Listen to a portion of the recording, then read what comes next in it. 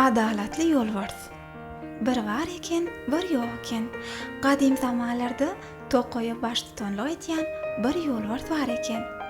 Bir gün ýolbars tokoya gözegçilik etýän diýoş ýanyna çagyrdy. Oňa möhüm bir iş tapşyrdy. Bu iş guguk kuşy hakynda gelip goşan habary anyklamakdy. Guguk kuşy hilegerlik üçin haýwanlaryň arasynda halynmaýardy. Çünki guguk kuşy öz ýumurtkalaryny beýle kuşlaryň höwürtgelerine goýup, olar şol ýerde ösdürip ýetişdirýärdi. Gözegçi diýoş bu ýagdaý anyklamak üçin öz işine başlady. Ol ilk bilen bilbilen sorady. Olar bu aýdylanlaryň barynyň dogrudyny tasdikladylar. Hatda öz höwürtgelerine hem bir näçe gezek guguk kuşynyň ýumurtkalary goýulandygyny aýtdylar. Şeýdip, kuşlar guguk kuşynyň özüne höwürtge tutunmaýandygyny we çagalaryny hem başga kuşlara seretdirýändigini arz etdiler. Gözegçi diýoş bu meseleni öwrenmäge başlady. Soňra ol kepleri we leýlekden guguk kuşy barada sorady. Olar hem bu aýdylanlaryň barynyň dogrudygyny tasdikladylar.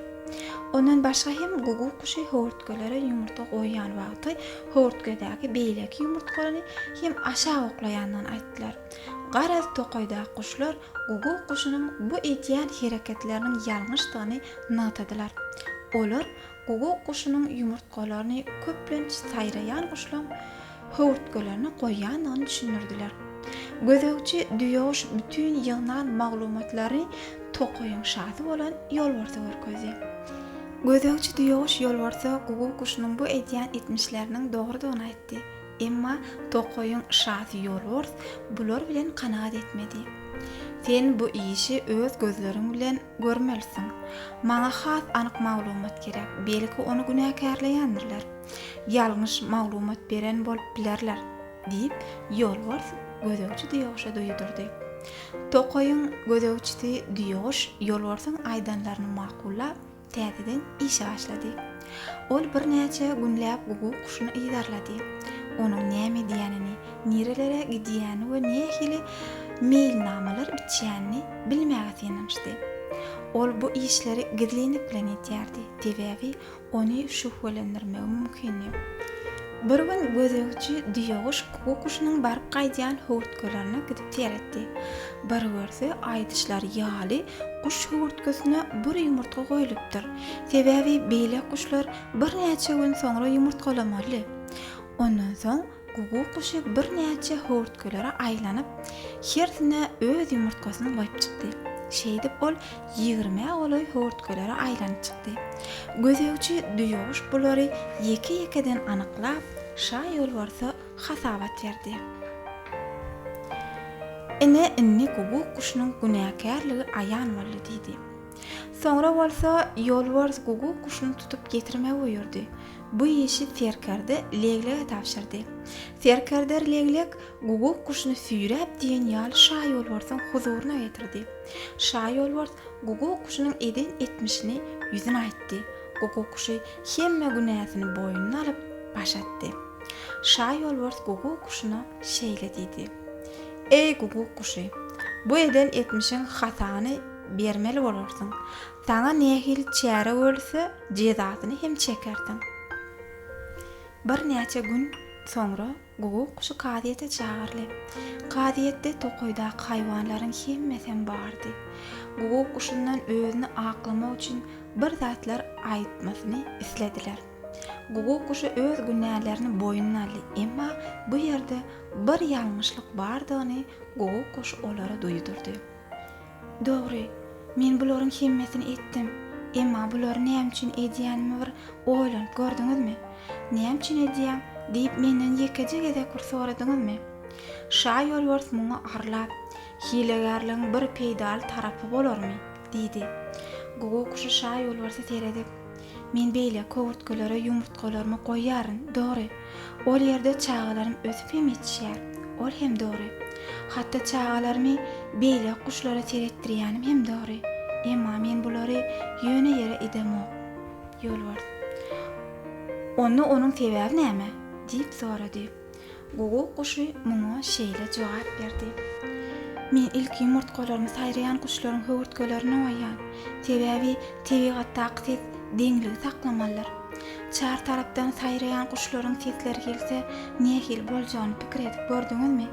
Eger şeýle bolsa, siz hem men tokoýdy ýekeje minutam durup bilmez. Elbetde, bir-iki bilbiliň sesi bize hiç hil täsir etmez. Emma müňlerçe kuşlaryň sesi birden çyksa nähil bolar? Onu siz özüňiz pikir edip görüň. Men öz edýän etmişlerim bilen tokoýdaky ses deňligi saklaýan.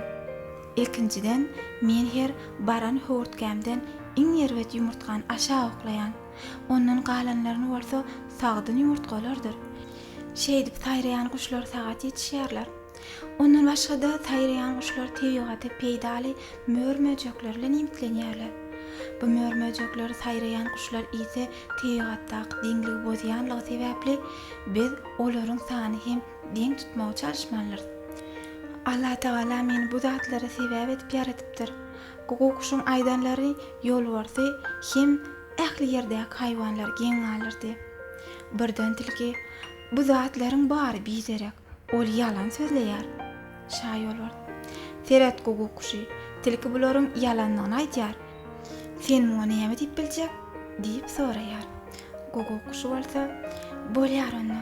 Gelin muny tejribe edip görelim. Siz hem üns berip meni synlaň.